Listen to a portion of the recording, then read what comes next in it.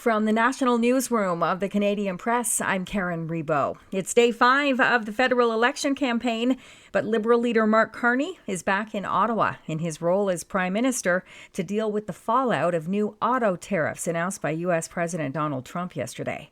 What we're going to be doing is a 25% tariff on all cars that are not made in the United States. If they're made in the United States, there's absolutely no tariff.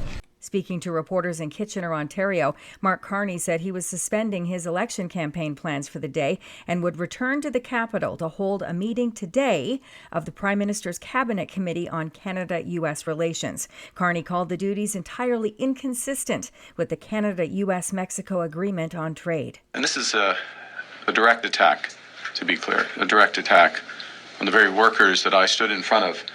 Unifor workers I stood in front of this morning at the Ambassador Bridge. Flavio Volpe, head of the association that represents Canada's automotive parts manufacturing industry, says Trump's auto tariff plan is nuts. He says the move will devastate companies on both sides of the border. It seems he's bent on doing the things that he's been warned will shut down the American auto sector. A new poll suggests Canadians are feeling a little less anxious about losing their jobs as U.S. President Trump continues to pursue his trade war with Canada and much of the world. The poll suggests that 38% of employed Canadians are worried about losing their jobs over the next year. That's the lowest percentage of respondents reporting employment anxiety in a Leger poll since January 26th. Rob Westgate, The Canadian Press. An Indigenous woman has had her identity restored 3 years after she disappeared and died anonymously at the hands of an admitted serial killer in 2022.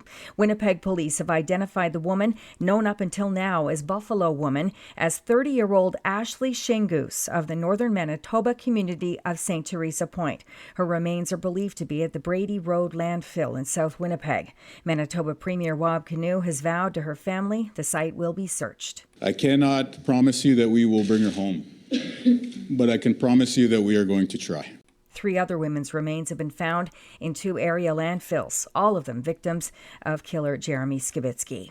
The head of the cybercrime unit of the RCMP says criminals on the dark web are offering services that jailbreak artificial intelligence models. Chris Lynham, the Director General of the Mounties National Cybercrime Coordination Center, says there's an underground cyber criminal community offering ways to remove AI's built-in safeguards for a fee. It shows you how adaptive and innovative these folks are, and the reason why we've got to be just as adaptive or try and keep pace with them. And really we do that by having a diverse workforce, working as a team, trying to constantly... This is the Canadian Press.